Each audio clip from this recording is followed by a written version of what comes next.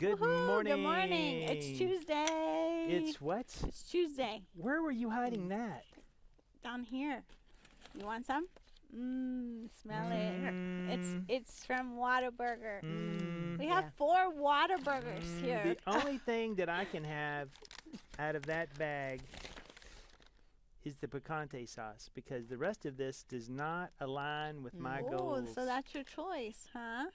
Well, that's what we're going to talk about here on Coffee with Ken. Oh yeah, I'm going to drink my some of my drink and welcome you. And we're here with Ken Brown. He is CEO of Destiny Global, and we have Jen Horling in the house, and she is creative marketing director here at Destiny Global, and I am Dr. April Brown, and I'm executive vice president of coaching. And we have an interesting topic today that we're talking about because basically we make so many choices every single day. Yes. Hundreds of choices every single day. Most of them are unconscious. They're in our habits, and we get up and we're just on autopilot. Yes. But sometimes those are choices that we have a choice to make within a day. We're given a choice, and we get to make that choice and that decision. So, how do we make, following the law of decision, which is what we're talking about, and I just gave y'all a bag, and you had a choice to make when it wasn't in your plan, and you just have a surprise. Surprise! Here's a choice. Whataburger French fries. Whataburger. and they smell so good, but they don't. You have a goal. But they don't align with my goal. Be fit and healthy. That's right. So it's interesting in life is that we always want to talk about big decisions, but our small decisions will actually make the big decisions for you. Such as if I want to be fit, but I keep sneaking Whataburger French fries every day, which I don't do, but I did before. And guess what? As Carmen says, I became very fluffy because of that decision. And the little decisions constantly of just picking a few extra fries or little calories throughout the day that add up to big change over time, right? So it's making good decisions can be a habit, just like making bad decisions can become a habit. Yes. Yeah. And those habits will determine, because really our habits are our daily behaviors that become unconscious that affect everything else that we do. And that can lead to really good things or really bad things, depending on those habits that we develop in a day. For sure. That we actually watch happen to ourselves in a day. Because you made a statement a moment ago. It becomes unconscious when you start doing those things. So am I going to be intentional? And that's where so much of what we do in life gets us into trouble is we're unintentional, but when we do something to someone else because we didn't make a good decision, to them it's very intentional. Isn't that amazingly bad? We don't want to be unintentional about our decisions and other people and how we're affecting other people. And one of the key things of law of decision means that you're consciously thinking about what you're doing. Intentional. Intentionality. What do you use the word intentionality? It's a new word in the dictionary. We need to be so intentional with our thoughts and our actions. Yeah. You bring up a really good point. Like when you were, introing what we were talking about today, and you're talking about those little decisions. One thing that hit me was it's not only like our actual actions that we take, it's also our mindset, which you're starting to get into of like, what am I thinking and what choices am I making with my mindset or how I believe about something, which took me back to, or brought back to mind, like I used to be in a place where I wasn't as conscious about what I was allowing myself to align to in my beliefs, what I was thinking as I went through my day.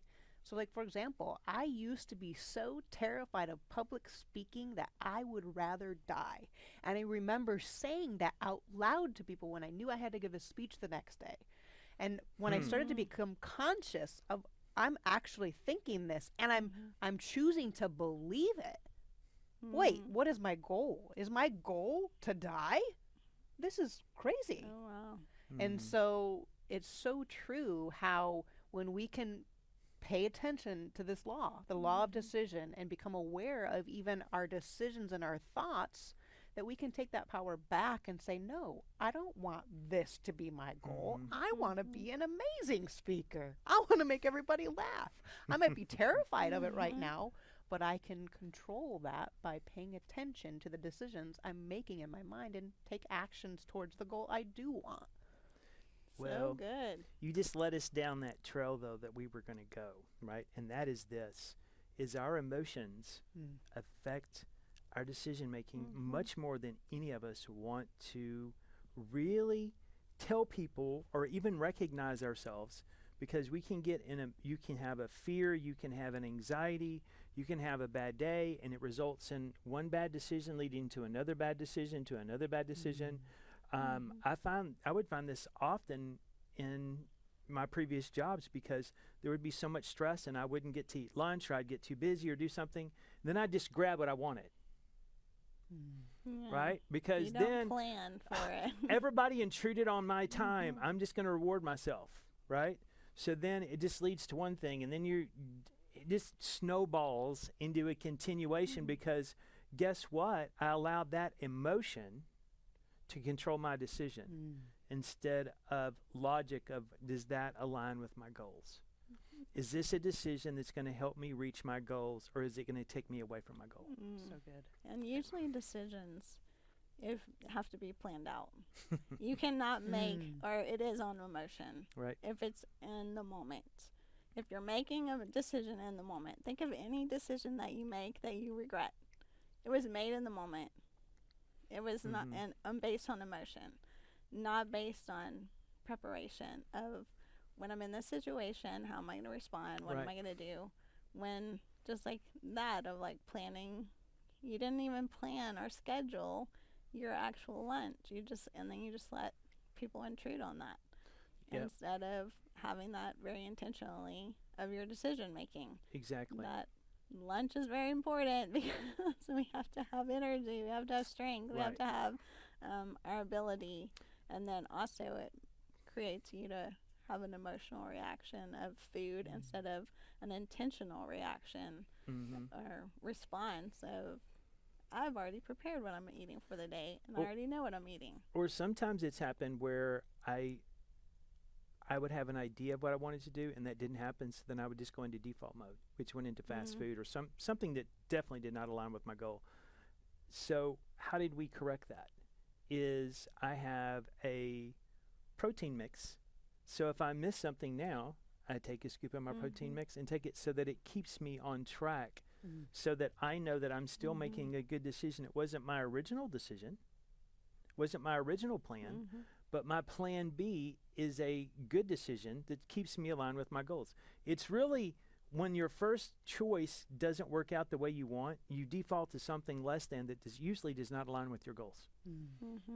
So you guys are talking about being so intentional. Like the law of decision is also tied so much to intentionality.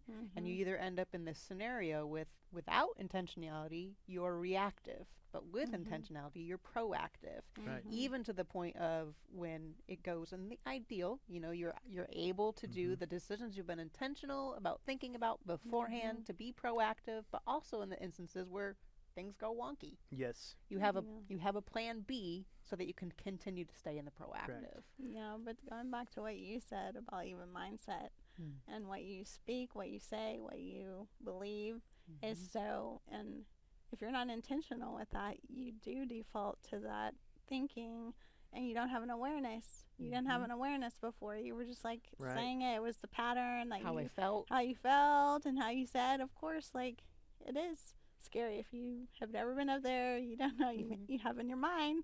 You can either choose to think negative about that. Oh my gosh, I'm going to get up there, and you have all the negative things of what could go wrong instead of like what could go right, and picturing yourself doing an amazing job, and what the audience feels of laughing, and all the things that you said, and the belief that you have about what can happen. Wow. And even saying what you don't currently believe to be true, but even saying it and choosing to say it can even help birth that. I remember in the beginning when I was still in that place of so many feelings that weren't positive about it, I had to be so intentional about saying, I'm going to love this, even though I didn't really feel it. Yes. I had to say it. And now I love it. Yeah.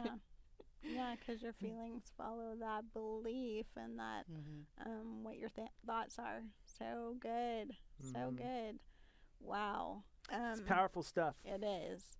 And I want y'all to, what are your decisions that you're making that you are being either reactive to or proactive and intentional with, because that's what the law of decision says. Either you're going to make a decision that is intentional, or you're going to come to that and you're going to make decisions off of your feelings or a default that doesn't align with your autopilot. Goals. Yes. You're just going off the rails. Right. So let us know, like, what are your things that you're at right now, things, big decisions, little decisions, whatever that is, that you're at right now, because we want to hear from you. Well, we do, and I want them to make another decision. I want them to make a decision to see me in Atlanta at First Steps to Success. Yes. Make that decision. That's an awesome decision. Yes, because you can. We can learn about and discuss a lot of other things that will help you make good decisions in every area of your life, in communications, in relationships, in business, because we all need it. Yeah, and that is so good and so powerful, because you had a pattern before, and you learned to have a new pattern and awareness from coming to events. You wouldn't have had that awareness without coming to events. So that's why we want to invite you to come to our next event, First Steps to Success, in Atlanta. That's right. I almost said Austin. No. It's Atlanta. Atlanta. It starts with an A. Yes. Atlanta, Georgia, August 11th through 13th. And we want to see you there. We want to see you get results. We want to see you wherever you're at today. It doesn't matter. Don't wait till the rock bottom. So many times we wait till the rock bottom. Start now. And then we're like, start now, wherever you are. That's right. If you have something that you want to be, by next year, or by next month, next 3 months, the last quarter of the year, let's you need go. to be. That's yes, right. Let's go. Let's win. Finish strong. Finish strong. Yes, and we want to see you there. The link is below. Click on it. Get your ticket and get your room. The room box. It's there. Let's go. So, anyway, we appreciate you joining us here for Coffee with Ken. We want to see you back next week for our next edition of Coffee with Ken. Every week, same time. And thank you all for joining. Have a great day. Bye.